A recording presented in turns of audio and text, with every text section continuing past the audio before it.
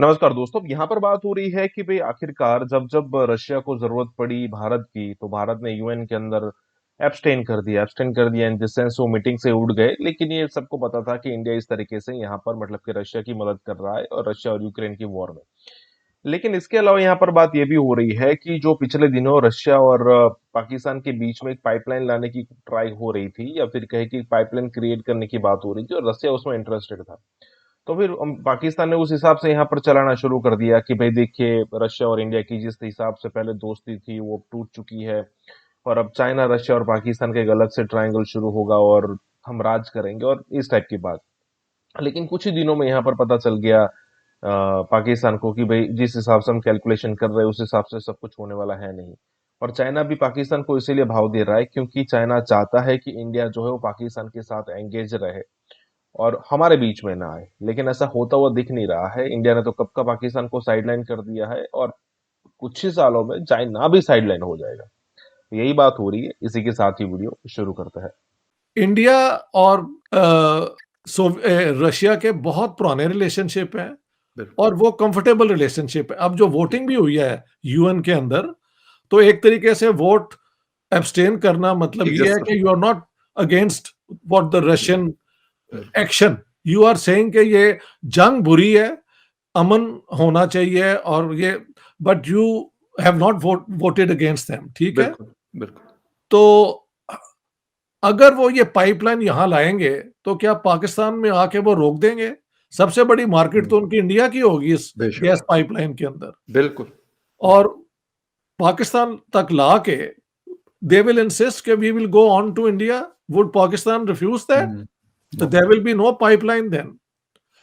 तो पाकिस्तान में ये गलतफहमी है कि अब रूस और इंडिया के रिलेशंस तो बुरे हो गए हैं, तो चाइना, पाकिस्तान और रशिया का कोई एक अलायंस बन रहा है। I think this is delusional. मुझे इसकी राइट कोई बुनियाद नजर नहीं आती। रशिया के खिलाफ फ्रंट लाइन स्टेट बन के जो अफगान जिहाद करवाया है, उन्हें जी रशियंस को याद नहीं कि पाकिस्तान का कैरेक्टर बिल्कुल क्या है। बिल्कुल Pakistan changes sides. Once upon a time Pakistan was the closest US ally. अब हम कहते हैं कि चाइना के साथ हमारे रिलेशनशिप पहाड़ों से ऊंचे, समुद्रों से ज्यादा डीप। शहद से ज्यादा मीठे। हाँ, और क्या do you think the Russians are stupid? I no don't think so. No sir no they sir need, होता क्या है कि sir Putin needed somebody to visit at a time when he was launching a war। हम्म, उन्होंने पाकिस्तान को इस्तेमाल कर लिया, ये मैं कह सकता हूँ। ये पाकिस्तान बिल्कुल को कोई फायदा नहीं हुआ।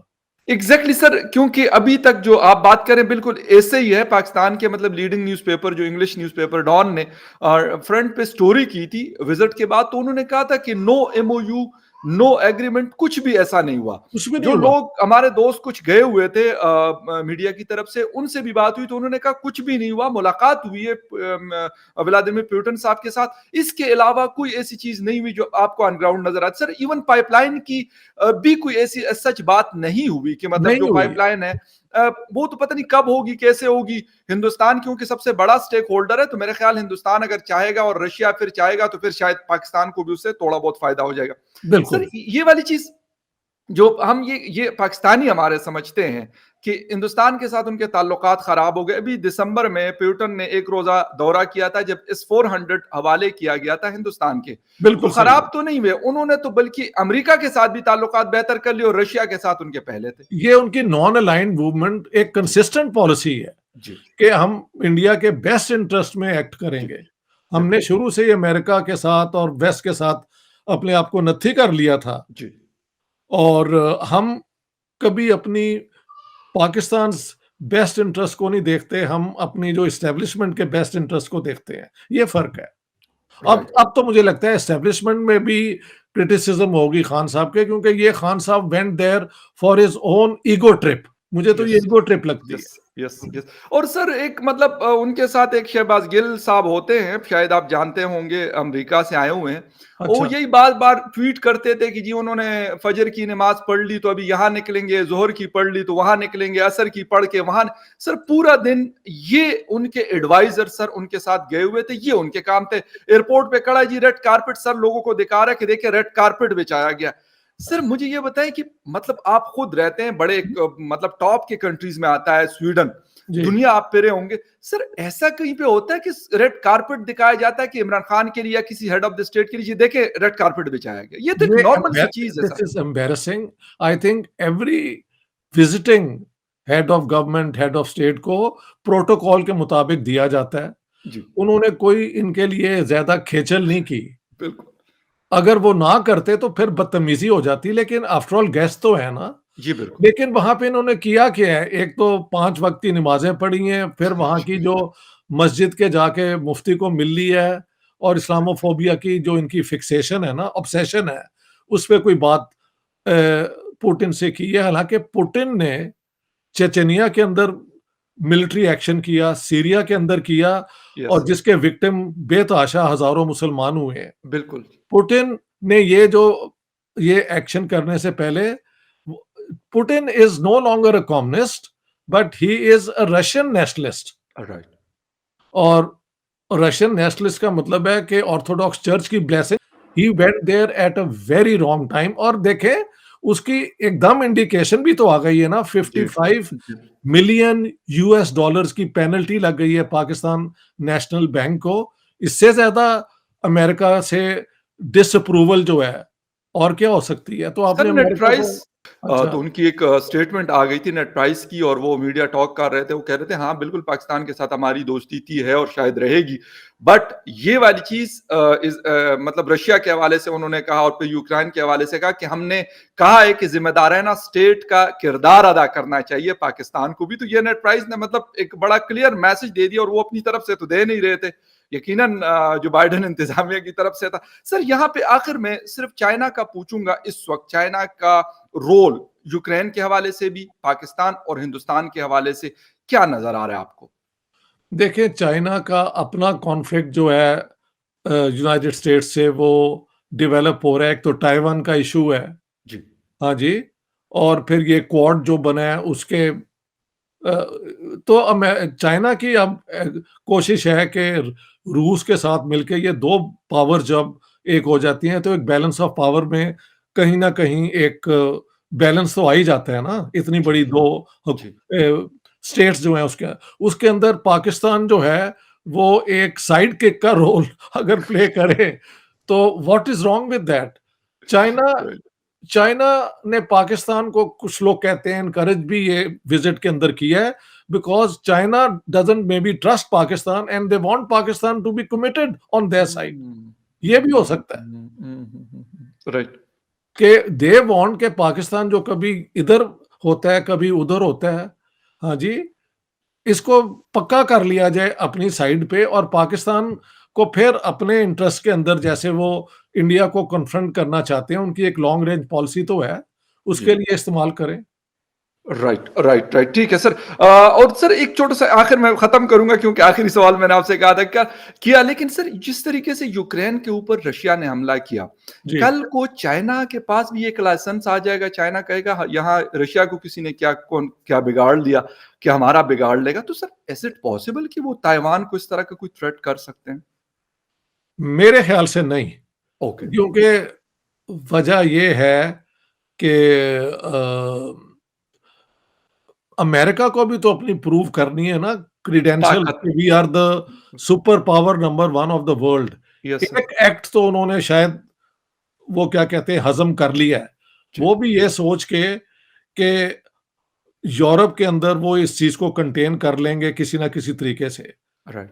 अगर वहां पे चाइना इतनी ब्लेटेंटली जाके तो अटैक करता है या इन्वेड करता है, और अमेरिका वहां पे भी चुप रहता है, then America is defeated, it's no longer super power 1। I don't right. Think the Americans would let that happen.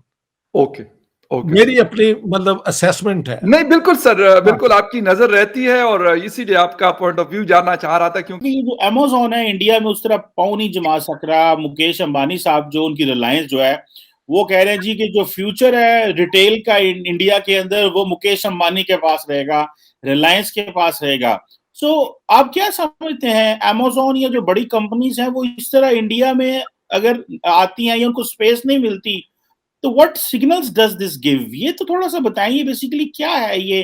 क्योंकि मुकेश अंबानी बहुत बड़ा नाम है, इंटरनेशनल नाम है, मतलब बिलियनियर है, मतलब ही is a name in India, he is a name in the world in fact. तो ये क्या है, क्या why Amazon is not getting that space, क्या चक्कर क्या है, मतलब एक्सप्लेन तो करें, समझाएं हमें। हाँ देखिए चीमा साहब, ये जो कहानी है ना, ये आपको जाना पड़ेगा 3 साल पीछे, इसकी 3 साल की हिस्ट्री है कम से कम। और लास्ट ईयर आई थिंक अगस्त में 7 अगस्त को हमारे नेशनल टीवी पे इस पे डिबेट भी हुआ था। अब कहानी मैं आपको मतलब देखिए बहुत लंबा मैटर है, लीगल एस्पेक्ट में थोड़ा छोटा करके और डायरेक्ट ऑफ टू पॉइंट आता हूँ। अब हुआ क्या चीमा साहब, फ्यूचर ग्रुप है, फ्यूचर ग्रुप का प्रोडक्ट है बिग बाजार। बिग बाजार नाम की चेन है, किशोर बियानी साहब इसके सीईओ है, शायद फाउंडर भी वही है। हुआ क्या कि ये चेन चल रही थी, अच्छा चल रहा था। अब इंडिया का जो अभी आपको मेन पॉइंट क्या है, अभी जो इंडिया का रिटेल मार्केट था 2017-18 में $883 बिलियन था। नाउ इन 2026, ये अमेरिकन रिसर्च कहता है, अमेरिकन स्टैंडर्ड कहता है, is $1.7 trillion by 2026, 4 years down the line, 4 साल बाद $1.7। और आने वाले 15 से 20 सालों में इट विल बी $3 ट्रिलियन। शायद एक बार मैंने आपको पहले भी बताया था, $3 ट्रिलियन का रिटेल मार्केट है। रिटेल बहुत बड़ा बिजनेस है इंडिया में, ठीक है जी। अब रिटेल में होता है, एक तो आपका नॉर्मल शॉप बेस्ड रिटेल है, ई कॉमर्स है, मैं सबको मिला के कहता हूँ। Amazon ऑलरेडी ई कॉमर्स में है, काम कर रहा है। अब ये जो बिग बाजार है, ये ई कॉमर्स में नहीं था, ये बेसिकली जो शॉप या जिसे हम कहते हैं आउटलेट बेस्ड रिटेल, उसमें था। बिग बाजार काफी फेमस है, हर जगह है। अब इन्होंने भाई साहब क्या किया, इन्होंने अमेजोन के साथ टाई अप कर लिया। अमेजोन ने यहाँ थोड़ी बहुत पेच लगाया। अब देखिए अमेरिकन लोग की मेंटेलिटी होती है मिनिमम पैसे लगा के मैक्सिमम फायदा कैसे उठाया जाए, ठीक है जी। उन्होंने पेच क्या लगा, उन्होंने 1500 करोड़ उनको बिग फ्यूचर ग्रुप को उनके एक और वेंचर में दे दिया, भाई आप किसी इस वेंचर में किसी और वेंचर में जो सेम ओनर्स का था आप उसमें लगाए। और उन्होंने बोला ठीक है, बट ऊपर एक शर्त डाली कि आप रिलायंस के पास नहीं जाओगे, आप रिलायंस से टाई अप नहीं कर सकते। अब 1500 करोड़ से शायद इनका काम चल जाता, बाद में कोविड आ गया, लॉकडाउन लग गए, दुकानें बंद हो गई, बड़ा पूरा सेक्टर हिल गया।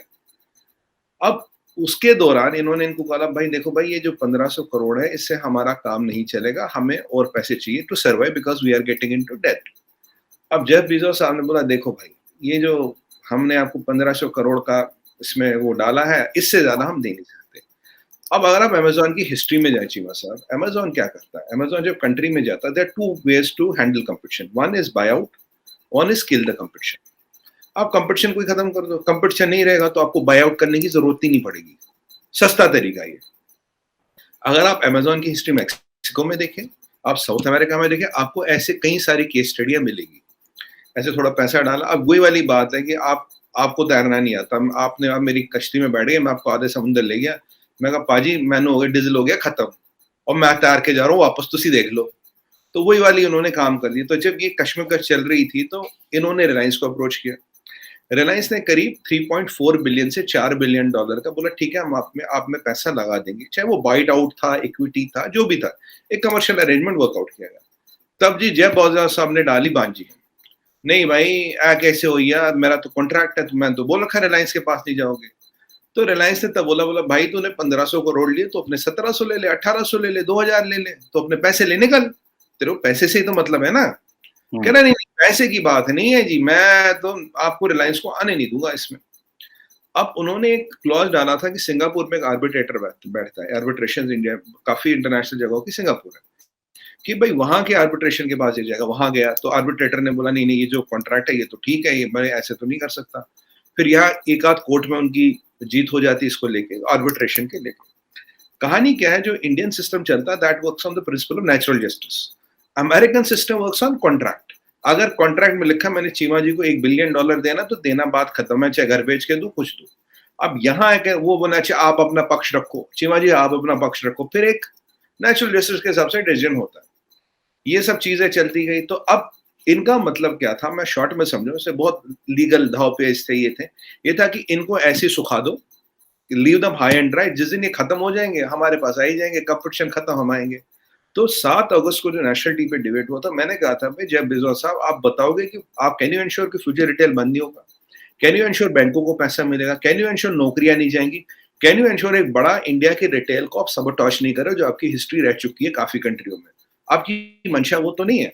तो अगर आपको पैसे की दिक्कत है, 1500 लिया आप बोलो 2000 दे दो, 1500 लगाए 2000 दे दो, पैसा लो निकलो।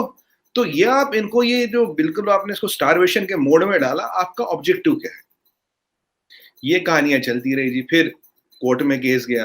अब दिक्कत क्या थी, ये रिलायंस को रोकते रहे, पर जब कोर्ट में केस गया तो कोर्ट में केस ये भी आया, बोला भाई ये जो जेफ बेजोस है ये बैकडोर से इसको कंट्रोल करना चाहता है, इसकी इंटेंशन बिजनेस चलाना है नहीं, बिजनेस चलाना हो तो तेरे लिए तो कोई बड़ी बात है नहीं, तू पैसे डाल दे।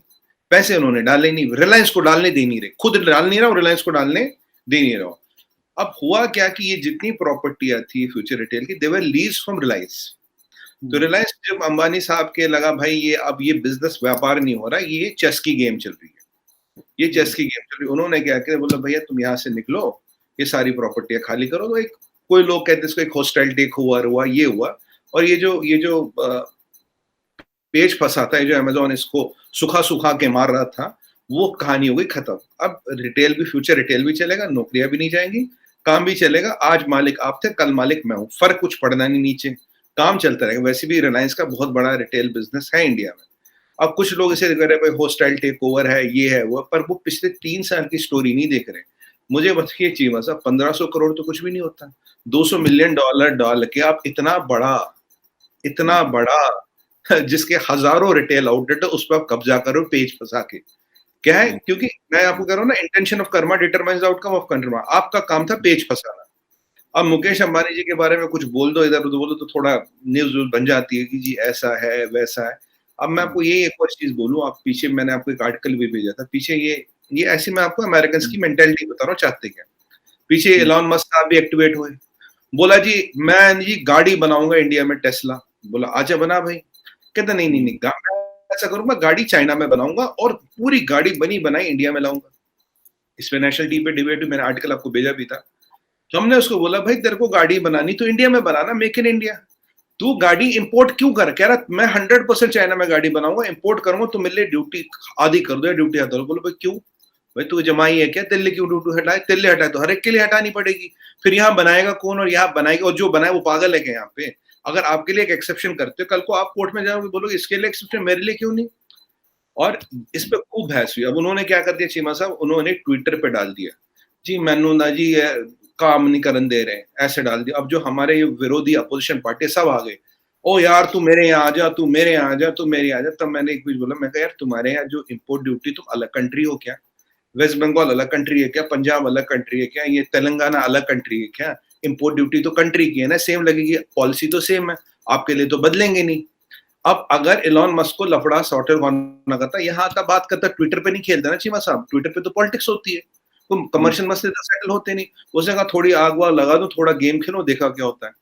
फिर मैंने पूरा एक आर्टिकल भी लिखा था इस पे, आपको भी भेजा था, और नेशनल टीवी पे मैंने सीरियसली समझा था क्या हुआ क्या नहीं हुआ, और उसका इम्पैक्ट क्या होता है चीमा साहब। गवर्नमेंट ऑफ इंडिया ने तो पहले 10-12 दिन बाद मना कर दिया, कोई ड्यूटी हम कम नहीं कर रहे। दूसरी बात बोला, अगर यहाँ मैन्युफैक्चर करना तो 1 बिलियन का पार्ट तुझे लोकली खरीदना पड़ेगा। कल को तो ऐ ना कर ले कि पार्ट लिया है चाइना से और यहाँ जोड़ दे, कह रहे। और गेम क्या था, गेम यही थी चीमा साहब, जो हमारा ऑटोमोबाइल सेक्टर है 7.5% ऑफ जीडीपी कंट्रोल करता है, सबसे इंडस्ट्री में सबसे बड़ा सेक्टर है, सबसे ज्यादा जॉब्स देता है रियल एस्टेट के बाद।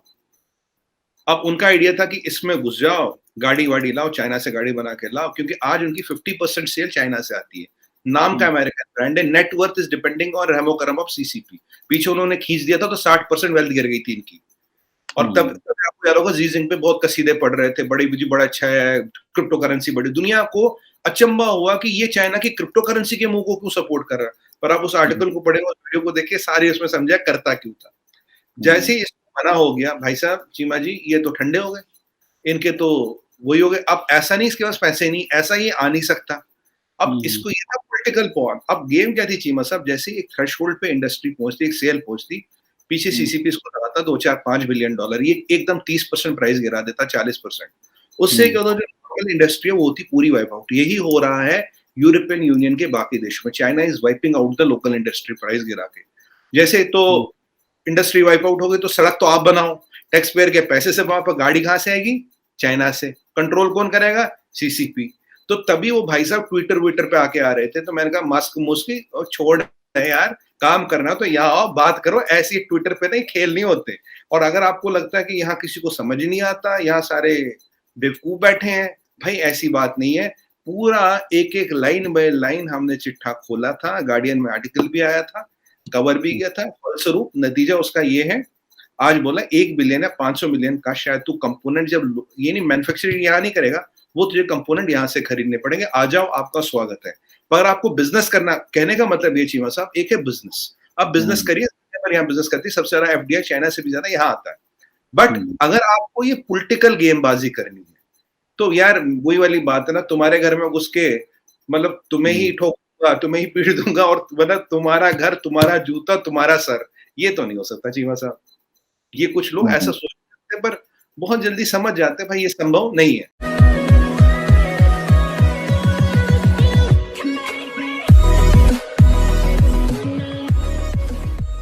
नमस्कार दोस्तों, अब यहाँ पर सना मीर को आप देख रहे हैं। अब सिचुएशन ऐसी है कि कई सारे पाकिस्तानी है जो ये चीज एक्सेप्ट करने को तैयार नहीं है कि भाई इंडिया के कश्मीर के अंदर सिचुएशन टोटली बदल चुकी है।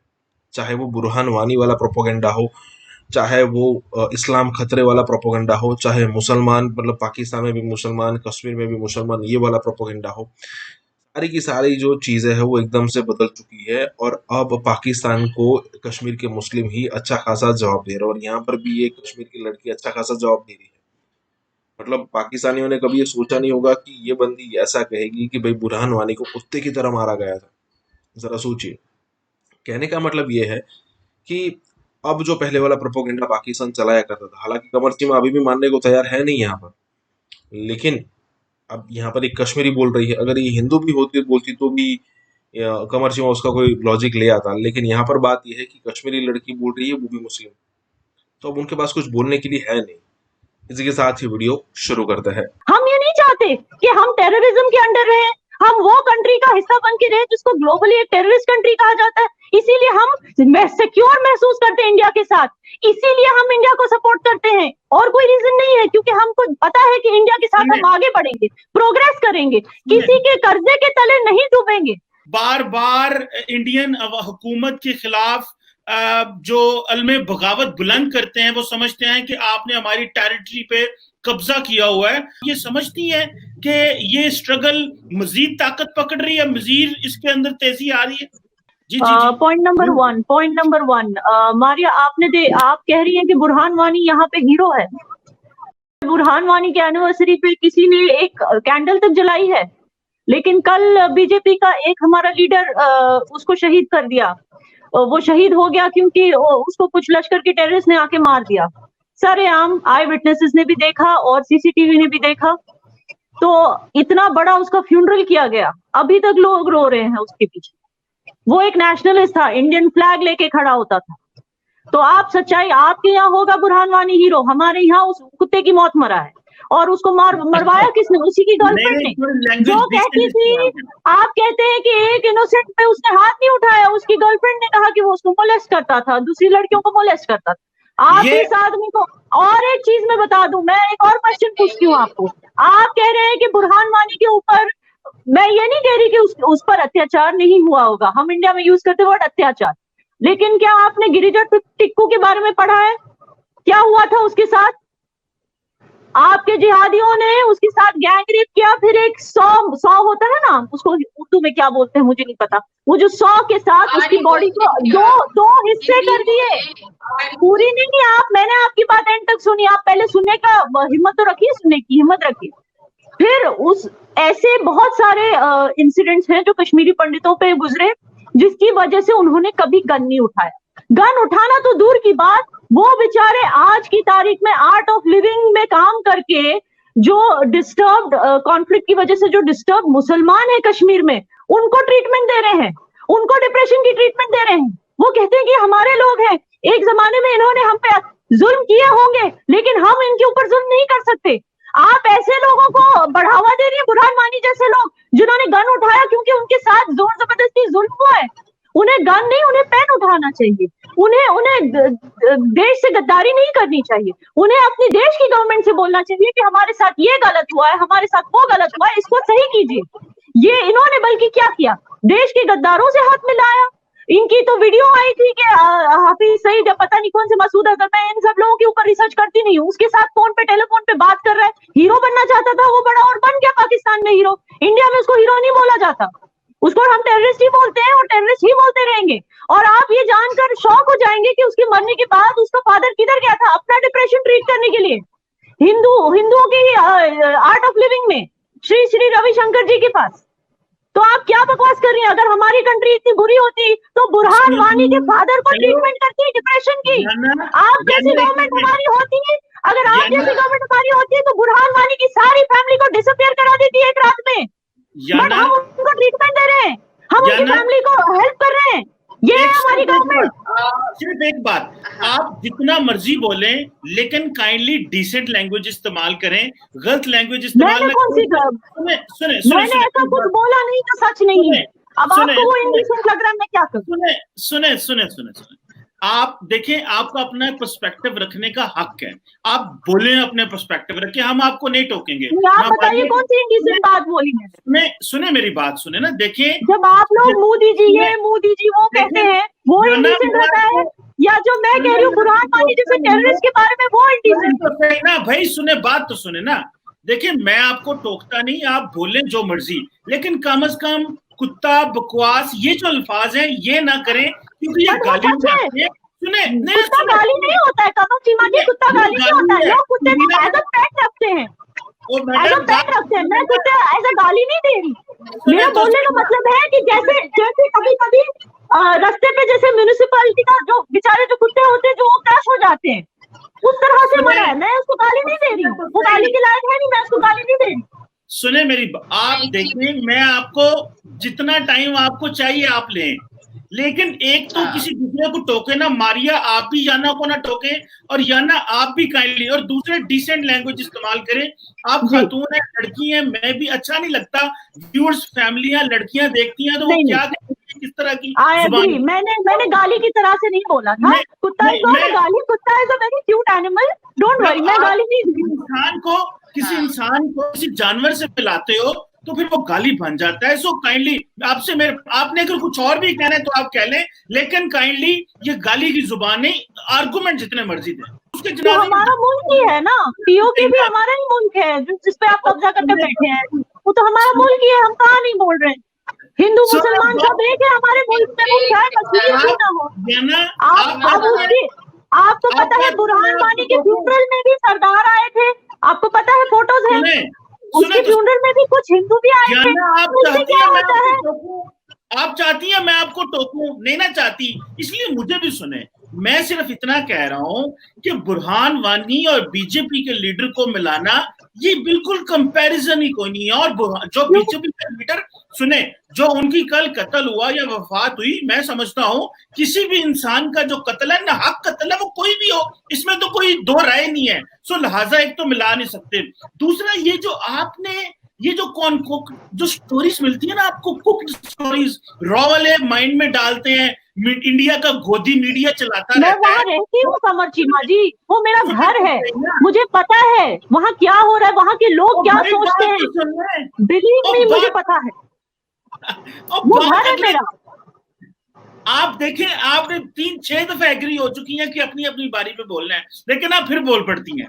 मैं सिर्फ इतना कह रहा हूं कि जो स्टोरीज आपको रॉ वाले देते हैं, जो इंडिया की गोदी मीडिया को स्टोरी मिलती है, वो चलाएं जरूर, आपका हक है, आप अपना नेशनल इंटरेस्ट प्रमोट करें। लेकिन ये नहीं कि जो भी, मैं समझता हूं आप पढ़े लिखे लोग हैं, इंफॉर्मेशन को प्रोसेस करना, इंफॉर्मेशन आपके पास आती है उसको प्रोसेस करना, क्या ये सही है कि नहीं? देखिए हमारी हुकूमत है, हमारी एजेंसी है, सारा टाइम अगर हमें कोई चीज बताएंगी हम मनोवन मानेंगे नहीं। आपकी हुकूमत, आपकी एजेंसी, आपका मीडिया कुछ बताता है तो आप पहले देखते हैं, उसे तोलते हैं बात को। सो आप काइंडली थोड़ा सा एनालिसिस भी दें, सिर्फ ये नहीं कि जो गोदी मीडिया और जो इंडिया की एजेंसियां बता दें हम वही आप बताना शुरू कर दें। मैं एक जो चीज आपने इस हवाले से, आपने गन और पेन की बात की, या ना, बहुत अच्छी बात की आपने कि गन का मुकाबला पेन से है ही नहीं है। मुझे ये बताएं, आपने कश्मीरियों की आजादी के लिए अपने पेन से क्या लिखा है? आपने कश्मीरियों की आजादी का जवाब मैं देना चाहती हूं।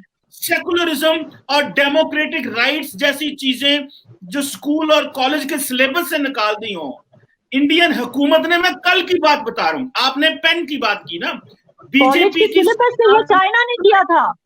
ये इंडिया ने नहीं किया। ये कहाँ से मिली आपको न्यूज? आप ISI की न्यूज पे चल रहे हैं और मुझे कह रहे हैं कि मैं एनालिसिस नहीं कर रही। ये तो हो ही नहीं सकता कि हमारी स्कूल, हमारी कॉन्स्टिट्यूशन में डेमोक्रेसी, हमारी स्कूल से कैसे निकालेंगे? ये क्या बात हुई? जाना बात तो सुने, चाइना ने किया है। कमर चीमा साहब, आप कंफ्यूज हो रहे हैं।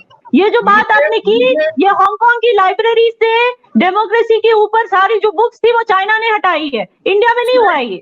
हम ये नहीं चाहते कि हम टेररिज्म के अंडर रहे, हम वो कंट्री का हिस्सा बन के रहे जिसको ग्लोबली एक टेररिस्ट कंट्री कहा जाता है। इसीलिए हम सिक्योर महसूस करते हैं इंडिया के साथ, इसीलिए हम इंडिया को सपोर्ट करते हैं। और कोई रीजन नहीं है, क्योंकि हमको पता है कि इंडिया के साथ हम आगे बढ़ेंगे, प्रोग्रेस करेंगे, किसी के कर्जे के तले नहीं डूबेंगे और हम एक स्ट्रॉन्ग इकोनॉमी बनेंगे इंडिया के अंडर, प्रोवाइडेड ये जो हमारी जो ऑपोजिशन पार्टी है ये बार बार दखलंदाजी करके आप लोगों के साथ हाथ मिला के बार बार ये जो सेंट्रल गवर्नमेंट को जो जिसका हौसला तोड़ने की कोशिश करती है वो ना करे।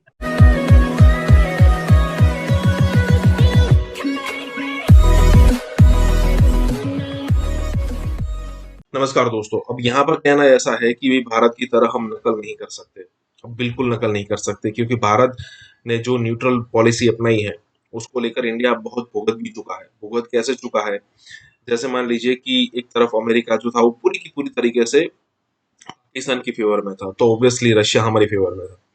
अब ऐसी सिचुएशन में अमेरिका ने जो रशिया को हराने के लिए 1978-79 के अंदर जो अमेरिका ने वहाबी थियरी को यहाँ पर वजन दिया था पाकिस्तान और अफगानिस्तान की बॉर्डर पर, बहुत सारे मदरसे बनाए और लोगों को कट्टर बनाया गया। और आज जो तालिबान है वो पाकिस्तान की ही देन है, अमेरिका की ही देन है। इसके बाद जब रशिया चला गया तब 90s के आसपास इंडिया के अंदर टेररिज्म शुरू हुआ, फिर भी इंडिया न्यूट्रल रहा। पाकिस्तान को पूरा का पूरा वेस्टर्न ब्लॉक का सपोर्ट था, नो डाउट, दूसरी तरफ रशिया का सपोर्ट था हमें, लेकिन उसका भी बहुत नुकसान हुआ क्योंकि पाकिस्तान जो है वो वेस्टर्न ब्लॉक के पैसों से माला माल होता रहा और उसमें से अच्छा खासा पैसा टेररिज्म के लिए यूज किया गया।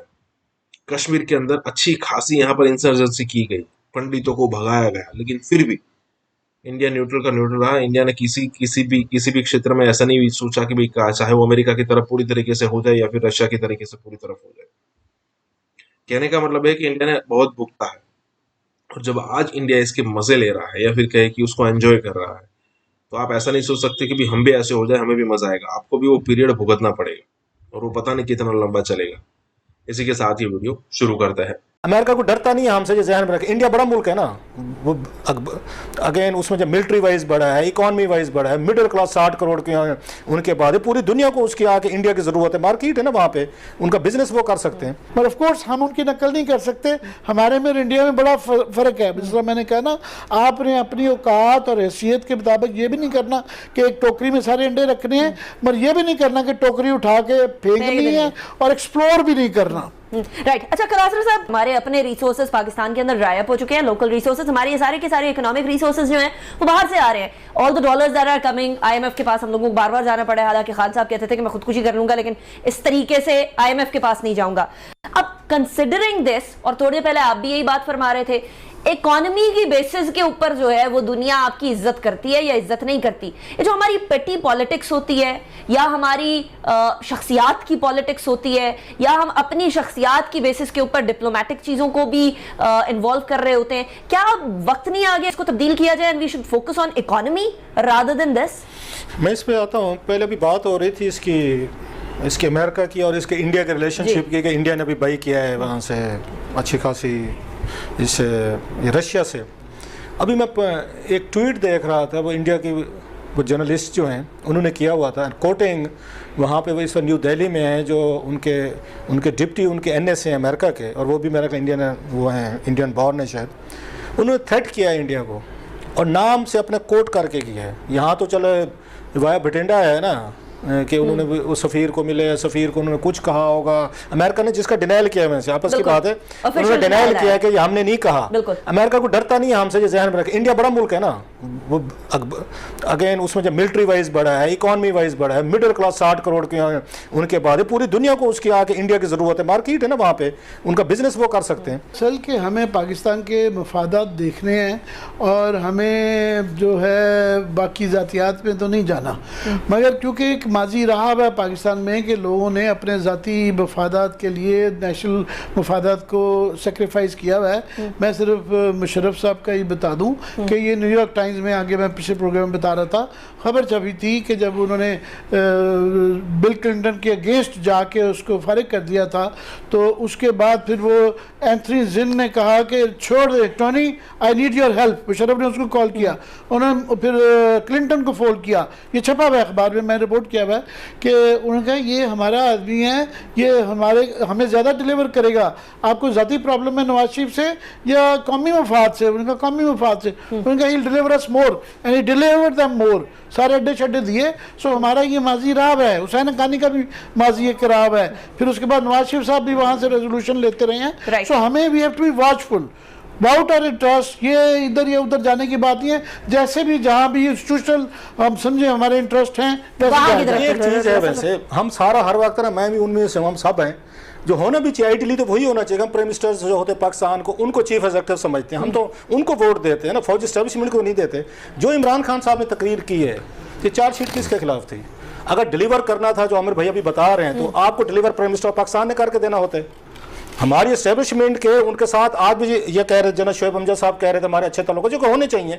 जो जितने काम हैं, जो ड्रोन्स की बात कह रहे थे इमरान खान साहब, ये खान साहब तो उस वक्त जनरल मुशर्रफ के साथ खड़े थे पहले 3 साल जब ड्रोन अटैक हो रहे थे। इमरान खान साहब ये नहीं बताते कि उन ड्रोन से कितने वो दहशतगर्द थे जिन्होंने पाकिस्तान आर्मी पे, हमारे इंस्टीट्यूशंस पे, उन्होंने जिन पे अटैक किए, हमारे फौजी शहीद हुए, कितने यहाँ पे आपके थाउजेंड्स ऑफ पाकिस्तानी जो है ना वो हो गए। राइट, आप इवन बेनजीर भुट्टो साहब के वो जो थे, उस असैसिन जो था, उसको किसने मारा? ये जिन्होंने कर्नल इमाम को मारा था, जिन्होंने उसने आके हकीमुल्लाह मसूद, उसको किसने मारा था? आपने तो नहीं मारा। so many questions। मैं ये कह रहा हूं कि आप फिर नाम लेना, फिर मतलब पाकिस्तानी एस्टेब्लिशमेंट जो है ना वो अमेरिकन को फैसिलिटेट करती रही है ना, उनका नाम ना खान साहब लेते हैं, ना हम लेते हैं, ना कोई लेता है। सो उन्होंने जो डिलीवर कराना होता है वो एस्टेब्लिशमेंट के जरिए डिलीवर कराया जाता है।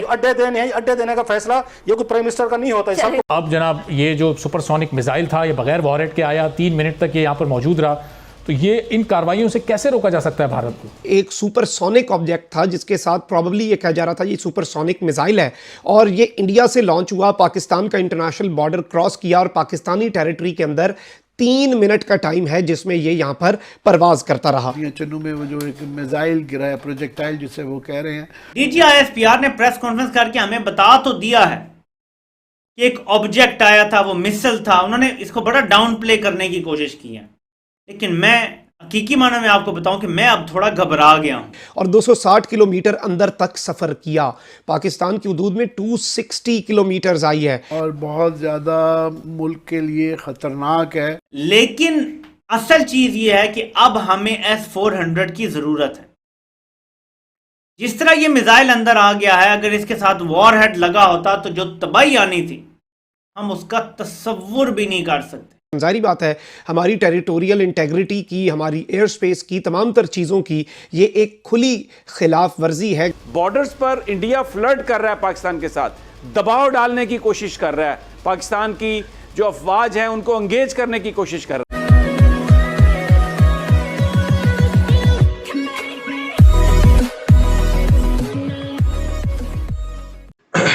नमस्कार दोस्तों, अब 2004 से 2014 मतलब कि कांग्रेस शासित जो 10 साल थे, जहां पर केंद्र में कांग्रेस की सरकार थी, हालांकि यूपीए की सरकार थी और लेकिन उसमें मेजर पार्टी कांग्रेस थी, तो और कांग्रेस की तरफ से मनमोहन सिंह प्रधानमंत्री थे, तो कांग्रेस की सरकार उसको कहेंगे, उसमें इतना एक्साइटमेंट नहीं था। उतना क्या मतलब 2-5% भी एक्साइटमेंट नहीं था जब से मोदी सरकार आई है। मतलब उसको कंपेयर करो आप 2014 से अब तक का जो समय है, बहुत ही एक्साइटमेंट वाला समय गया है।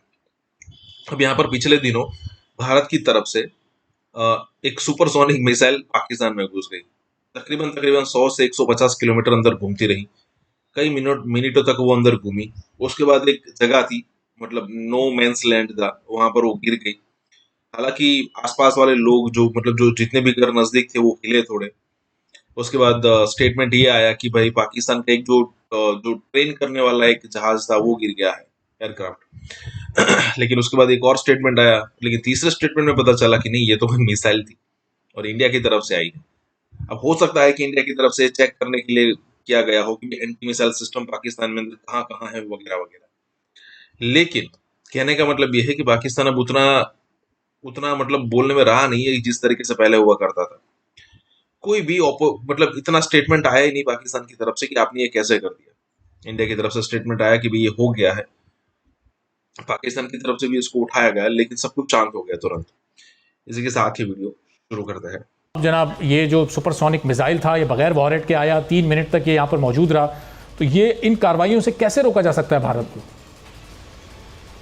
देखिए, ये दोनों जो कार्रवाइयाँ हैं ना, जो पार्लियामेंट हाउस या पार्लियामेंट लॉजेस में जो हुआ और जो पाकिस्तान के बॉर्डर्स पर हो रहा है या पाकिस्तान की फ़ज़ाई हदूद में हो रहा है, ये इसका बड़ा गहरा ताल्लुक है आपस में। अच्छा। पाकिस्तान के अंदर इंस्टेबिलिटी की कोशिश की जा रही है, तो दूसरी तरफ जो हमारे बॉर्डर्स हैं वहाँ पर आप ये देखें कि पिछले 1 महीने में 3 हफ्ते में सबसे पहले तो हमें ये पता चला कि उनकी एक सबमरीन आई, पाकिस्तान की हदूद में आई।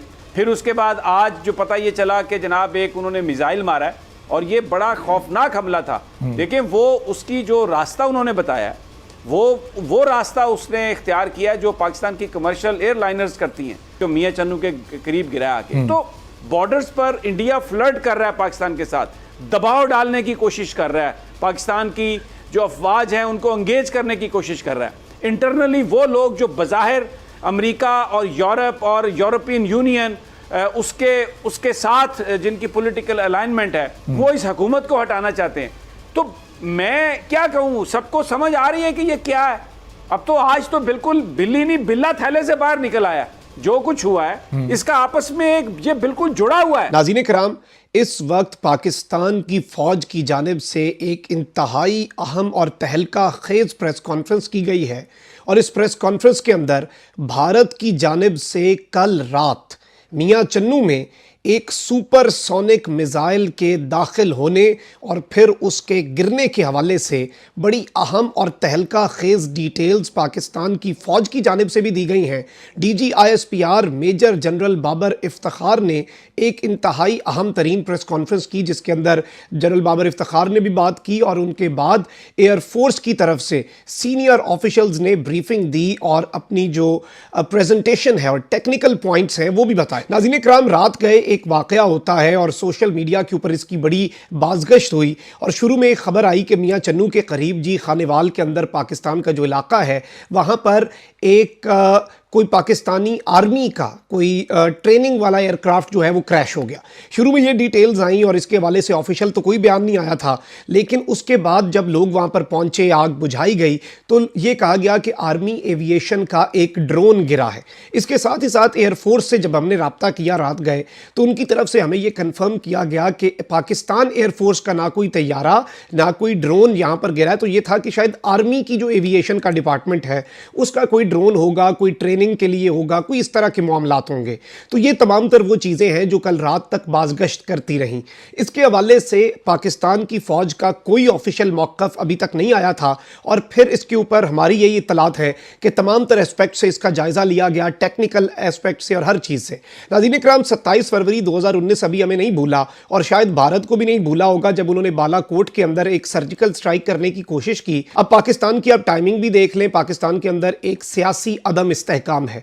पाकिस्तान के वजीर आज़म के खिलाफ तहरीके अदम एतमाद आ चुकी है। 8 मार्च को वो आई और 9 और 10 मार्च की दरमियानी शब भारत ने ये कार्रवाई कर दी, क्योंकि देखें काबीना के इजलास नहीं हो रहे and this is the time जिसके अंदर कोई भी प्राइम मिनिस्टर हो वो वीकेस्ट होता है। इस सब के अंदर अब DGISPR की तरफ से जो डिटेल सामने आई है नाज़रीन किराम, उन्होंने कहा है कि a flying object was traced, एक उड़ता हुआ कोई ऑब्जेक्ट जो कि अनआइडेंटिफाइड था उस वक्त तक, it was traced with its flight path starting from Sirsa in India, India का इलाका है सिरसा वहां से, एंड क्रैशिंग इन पाकिस्तान मियां चन्नू के इलाके में ये क्रैश हुआ। मेजर जनरल बाबर इफ्तिखार ने कहा कि पाकिस्तानी हदूद में वो चीज़ 3 मिनट और चंद सेकंड तक रही और 260 किलोमीटर अंदर तक सफ़र किया। पाकिस्तान की हदूद में 260 किलोमीटर आई है। उड़ने वाली चीज़ मुमकिन तौर पर गैर मुसल्लह थी। हम इस वाक़े पर किसी किस्म की इश्ताल अंगेजी नहीं कर रहे। सख्त किस्म के कशीदा हालात इस वक्त नजर आ रहे हैं और ये जो अभी रिसेंट डेवलपमेंट है ये नेचुरल है या अननेचुरल?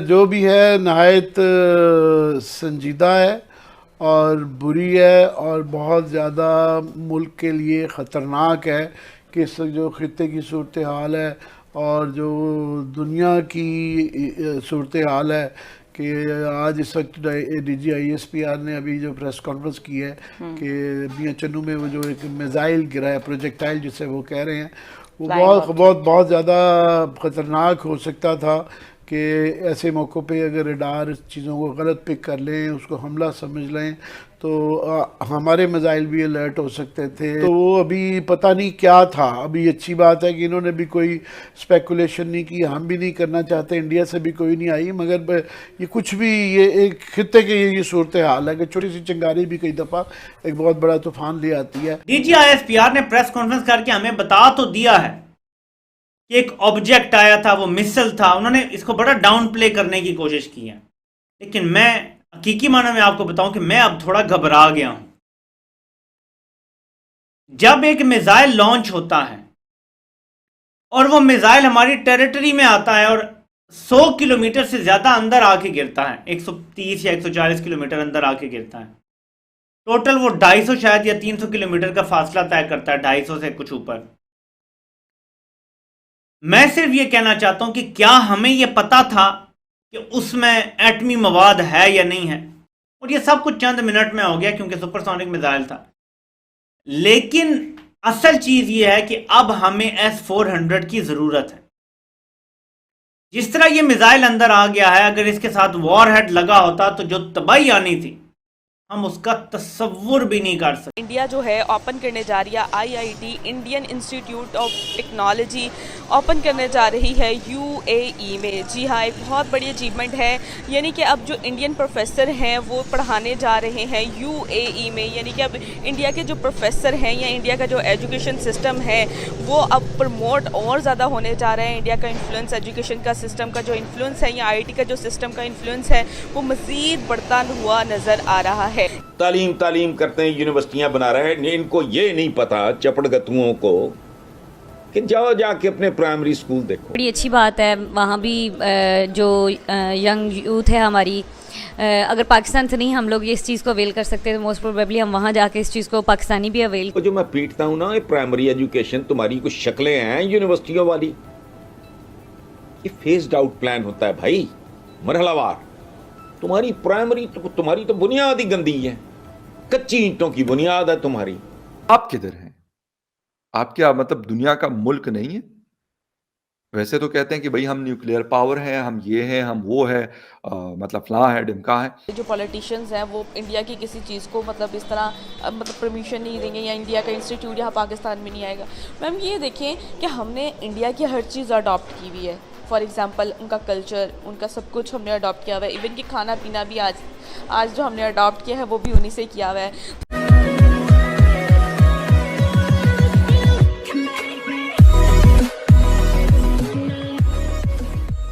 नमस्कार दोस्तों, अब आपको पता होगा कि मुस्लिमों में कई सारे पंथ हैं, जैसे कि ये देवबंदी हो गया, बरेलवी हो गया, उसके अंदर भी बहुत सारी चीजें हैं, जैसे कि UAE में अगर आप पहले वहाबी फॉलो किया जाता था।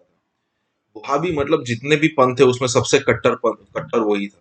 पाकिस्तान और अफगानिस्तान की बॉर्डर पर जो मदरसे खुले हैं और आज जो इंडिया आतंकवाद भुगत रहा है, वो 90 पहले तो था नहीं। कश्मीर में जरा आप सोचिए कि कश्मीर में पहले भी हिंदू मुसलमान रहते थे, चाहे वो एक दूसरे से बात करते थे नहीं करते थे, लेकिन जो सिचुएशन आज है वो नहीं थी पहले। लेकिन जैसे ही इन मदरसों के बच्चे निकले, उनको इतना ब्रेन वॉश किया गया, ब्रेन वॉश मतलब अलग ही लेवल पर, फिर उनको कश्मीर में भेजा गया। उस समय कश्मीर में मतलब इंडियन कश्मीर और POK दोनों में मतलब आप आसानी से आ जा सकते थे क्योंकि दोनों के रिलेटिव्स आसपास रहते थे।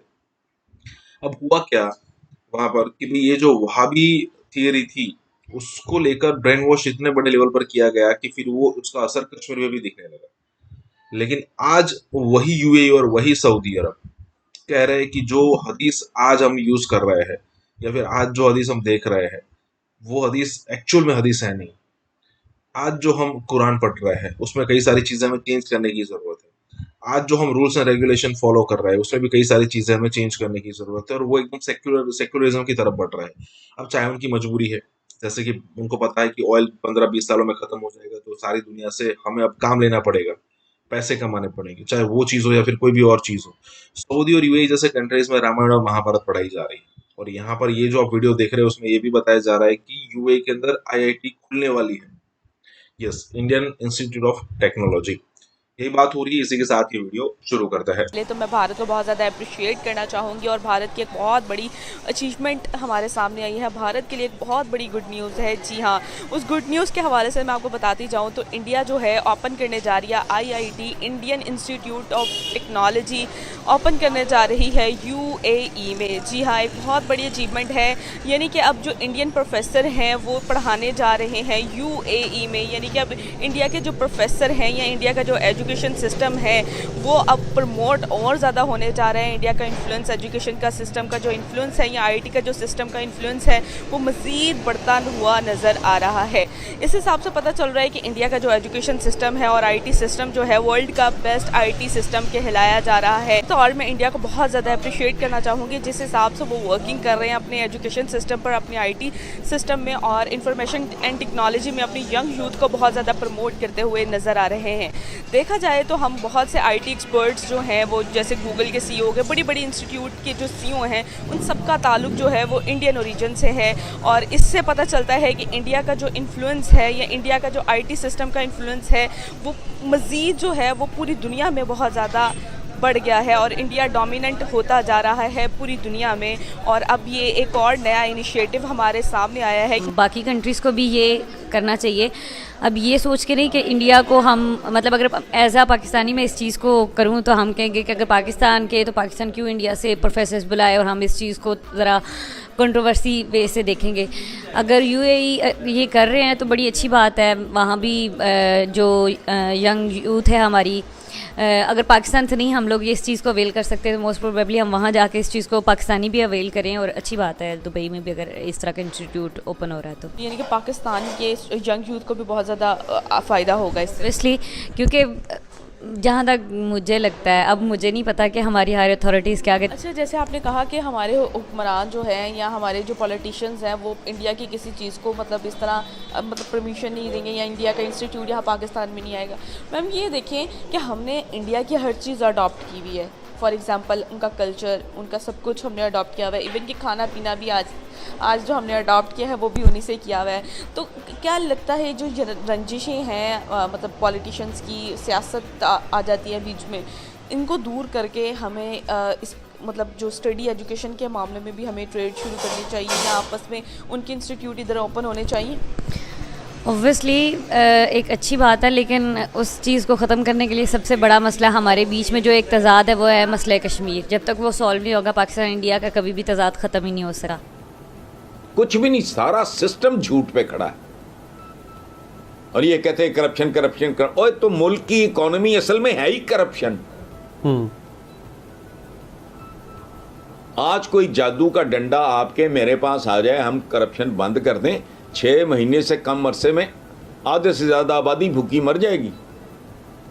करप्शन ही तो इकोनॉमी है इस मुल्क की, झूठ का कारोबार है। तालीम करते हैं, यूनिवर्सिटियां बना रहे हैं, इनको ये नहीं पता चपड़गतुओं को कि जाओ जाके अपने प्राइमरी स्कूल देखो। ये जो महंगे स्कूल है, मैं उनकी बात नहीं कर रहा, जहाँ गरीब आदमी का, आम आदमी का बच्चा जाता है, वो क्या है? सही बात। उसके तो स्कूल टीचर से बात करो तो रोना आता है, दिल करता बंदा इसके मुंह पे थप्पड़ मारे। उसका तलफ़ुज़ उर्दू का भी ठीक नहीं है, अंग्रेजी तो छोड़े। तो सारा धंधा झूठ पे चल रहा है। मैं जो कहता हूँ ना, 10 से 15 साल कंटिन्यूटी हो और ये जमहूरियत का डैश ड्रामा शौक पूरा कर लेना, जब बाइज्जत हो जाओगे। भिखारियों की क्या जमहूरियत होती है, अनपढ़ों की क्या जमहूरियत होनी है? एक बंदा जो लिबरेट ही नहीं हुआ, वो उसको रोटी रोजी के लिए मोहताज है, थाने के लिए वो किसी कानटोटे का बदमाश का मोहताज है, कचहरी से बचने के लिए उसको रिलीफ चाहिए, कोई उसके 2 मरनों पे कब्जा ना कर ले उसको, उसके लिए किसी की सपोर्ट चाहिए। ऐसे आदमी की क्या करनी है राय आपने में? और ऐसे आदमी की राय हो भी क्या सकती है? तो हसन साहब यहाँ ये आप सारा कुछ ही आप नहीं समझते कि एक तो गुर्बत और दूसरी जहालत, ये लीथल कॉम्बिनेशन है किसी भी माशरे, किसी भी मुल्क के अंदर। यानी एक तो गरीब ऊपर से अनपढ़ हो, जी बिल्कुल ठीक कह रहे हैं, चलाएगा मुल्क? बिल्कुल ठीक कह रहे हैं, बिल्कुल ठीक कह रहे हैं, 100% दुरुस्त। वो इंसान का बच्चा इंसान का रहता ही नहीं ना, माँ बाप भूख मारे, बुरा हाल है, अब्बा बेबे नु छितर मार रहे हैं, फलाना। इस तरह के माहौल में, गंदे से माहौल में परवरिश पाते हैं, ना उनके को स्टैंडर्ड्स होते हैं, ना उनकी को वैल्यूज होती हैं, रोटी रोटी रोटी बस। फिर वो घटिया किस्म की या तालीम हासिल नहीं करते हैं तो घटिया किस्म की करते हैं, फिर क्या करते हैं, को प्रॉपर्टी कर लो, को फलाना कर लो, इस तरह के काम, कब्जे कर लो, फलाना कर लो, चोरी कर लो, डाका मार लो, कत्ल कर लो, यही हो रहा है। और जो मैं पीटता हूं ना, ये प्राइमरी एजुकेशन तुम्हारी कुछ शक्लें हैं यूनिवर्सिटियों वाली, ये फेस्ड आउट प्लान होता है भाई, मरहलावार।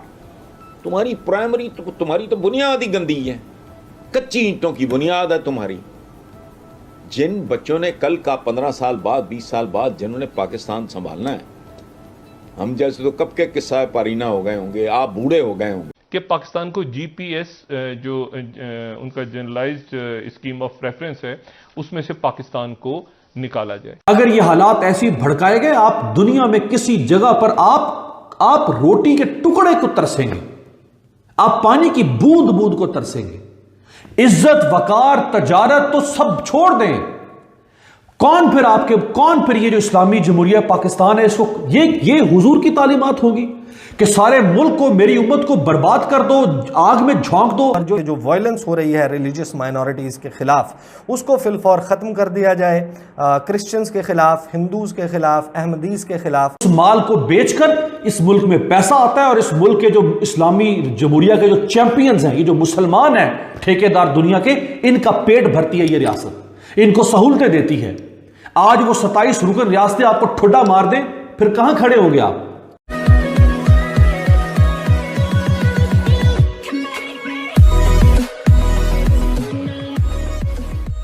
नमस्कार दोस्तों, अब आप देखेंगे कि पाकिस्तान को कोई सपोर्ट ऑफ वेस्ट से रहा नहीं है। थोड़ी ज़्यादा जो है एड आती रहती है कुछ मिलियंस की, लेकिन पहले जो बिलियंस का फ़ायदा हुआ करता था, डायरेक्टली पैसा वहाँ से पंप होता था और सीधा पाकिस्तान की इकोनॉमी में जाता था, और पाकिस्तान की आर्मी, पाकिस्तान के पॉलिटिशियन अच्छा खासा उसमें करप्शन किया करते थे। लेकिन यहाँ पर जीपीएस की बात हो रही है कि भाई उस ग्रुप से यहाँ पर पाकिस्तान को निकाला गया है। अब देखिए, वेस्ट ने कई सारी सहूलतें दी है पाकिस्तान को, मतलब खास करके अमेरिका को लेकर, क्योंकि अमेरिका वेस्ट का लीडर है। तो अमेरिका जैसा कहता है उसी तरीके से फ्रांस और यूके और बाकी सारे कंट्रीज जो है वो उस तरीके से पाकिस्तान की फेवर करते हैं। इवन 1965 की जो इंडिया के साथ वॉर हुई थी उसमें भी, 71 की वॉर हुई थी उसमें भी, इन सारे मतलब कंट्रीज़ ने यहाँ पर पाकिस्तान को सपोर्ट किया था। लेकिन अब उनका मतलब उल्टी गिनती शुरू हो चुकी है, मतलब पाकिस्तान की। यहाँ पर बात हो रही है कि किस तरीके से पाकिस्तान को वेस्ट के जो अलग अलग ग्रुप से जो बेनिफिट पहुंचाते थे पाकिस्तान को, वहां से अब निकाला जा रहा है, और इस वीडियो में भी यही बात हो रही है। इसी के साथ ये वीडियो शुरू करते हैं कि पाकिस्तान को जीपीएस जो उनका जनरलाइज्ड स्कीम ऑफ प्रेफरेंस है, उसमें से पाकिस्तान को निकाला जाए। GPS+1 स्टेटस में निकाला जाए। इसका मतलब ये है कि, और वो कितने वोटों से मंजूर हुई है? 681 वोट्स के पाकिस्तान के अगेंस्ट गए। और उसकी वजह क्या कि उन्होंने कहा है उनकी पार्लियामेंट में करारदाद मंजूर हुई है, और इसलिए कि पाकिस्तान की पार्लियामेंट में ये तौहीन रसालत के हवाले से जो हुकूमत ने करारदाद का वादा किया था। मैं जो कहता था कि ये गलत कर रही है तरीके लब्बैक, मुआशरे को रेडिकलाइज कर रही है, मजहबी जनूनियत की तरफ लेकर जा रही है। सिर्फ तहरीक लब्बैक नहीं, उससे पहले तहरीक तालिबान पाकिस्तान थी, न जाने कौन कौन सी तंजीमें, सिपाही सहाबा, सिपाही मोहम्मद, लश्कर जंगवी, न जाने क्या क्या कुछ इस मुल्क में नहीं हुआ। इसने मुआशरे को रेडिकलाइज किया है, मुआशरे के अंदर मजहबी जज्बात को बहुत ज्यादा भड़काया है। उसका नतीजा हमने भुगता है और अब हम फिर भुगत रहे हैं। अगर ये हालात ऐसे भड़काए गए, आप दुनिया में किसी जगह पर आप रोटी के टुकड़े को तरसेंगे, आप पानी की बूंद बूंद को तरसेंगे। इज्जत, वकार, तजारत तो सब छोड़ दें। कौन फिर ये जो इस्लामी जमहूरिया पाकिस्तान है, इसको ये हुजूर की तालीमात होगी कि सारे मुल्क को, मेरी उम्मत को बर्बाद कर दो, आग में झोंक दो। और इस करारदाद में हुकूमत पाकिस्तान से यह मुतालबा किया गया है कि वो मुल्क में जो मजहबी अकलियतों के खिलाफ तो जो तशद्दुद होता है, जो इम्तियाजी सलूक होता है, उसकी बिला इम्तियाज मजम्मत करे। जबकि पाकिस्तान में जो फ्रांस मुखालिफ जज्बात हैं, उन पर भी बड़ी गहरी तशवीश का इजहार किया गया यूरोपीय पार्लियामेंट में और इस करारदाद के अंदर।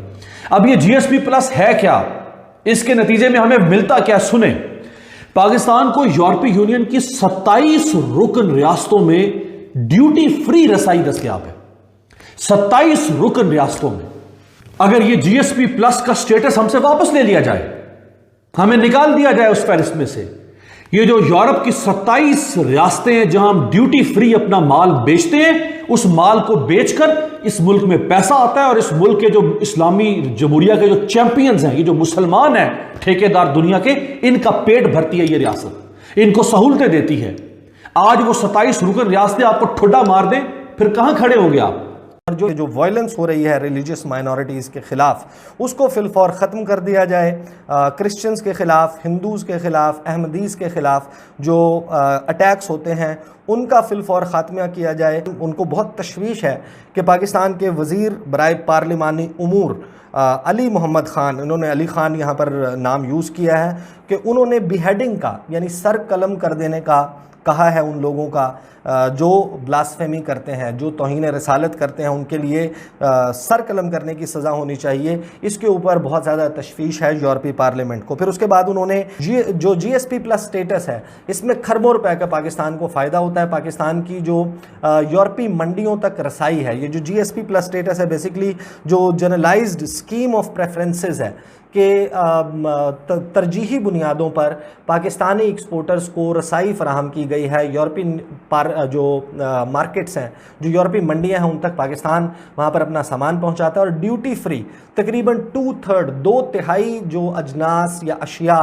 पाकिस्तान से एक्सपोर्ट की जाती हैं, जिसमें सबसे ज़्यादा तादाद जो है पाकिस्तान से एक्सपोर्ट होने वाली प्रोडक्ट की, उसमें टेक्सटाइल इंडस्ट्री से रिलेटेड जो टेक्सटाइल की प्रोडक्ट्स हैं, जो क्लोथिंग है, पहनने के कपड़े हैं, ये एक्सपोर्ट किए जाते हैं और इनकी मालियत खरबों में बनती है। और पाकिस्तान की जो कुल तिजारत है उसका 12 से 20% हिस्सा वो यूरोपियन यूनियन में एक्सपोर्ट्स जाती हैं। पाकिस्तान को बहुत कीमती ज़र मुबादला आता है। ये बहुत सीरियस इशू है। पाकिस्तान की ह्यूमन राइट्स के हवाले से जो कारकर्दगी है उसको सामने रखना होगा, उसको सामने उनके रखना चाहिए और फिर उसकी बुनियाद पर यूरोपियन यूनियन से ये रिक्वेस्ट करनी चाहिए कि पाकिस्तान के साथ ये पॉलिटिकली मोटिवेटेड जो करारदाद है इसके ऊपर अमल दरमद से तहरीक लब्बैक पाकिस्तान उनकी एक्टिविटीज़ का तज़किरा किया गया है और जिस खदशे का इजहार हुकूमत की तरफ से और बहुत सारे सहाफ़ियों की तरफ से, जर्नलिस्ट और उनकी तरफ से किया गया था कि पाकिस्तान को इस करारदाद, इस सारी एक्टिविटी की बुनियाद पर निशाना बनाया जा सकता है, वो सब कुछ होता हुआ नज़र आ रहा है। इस करारदाद में तहरीक लब्बैक पाकिस्तान का खुसूसी तज़किरा है जो उनकी मुखालिफत में वोट दिया। लेकिन ये सारे जो इश्यूज हैं इसको कहीं बैठ के अगर एक हम बतौर कौम एक रियासत हम तय करेंगे तो इस मुसीबत में पड़ जाएंगे इस वक्त कि यूरोप पाबंदियां लगा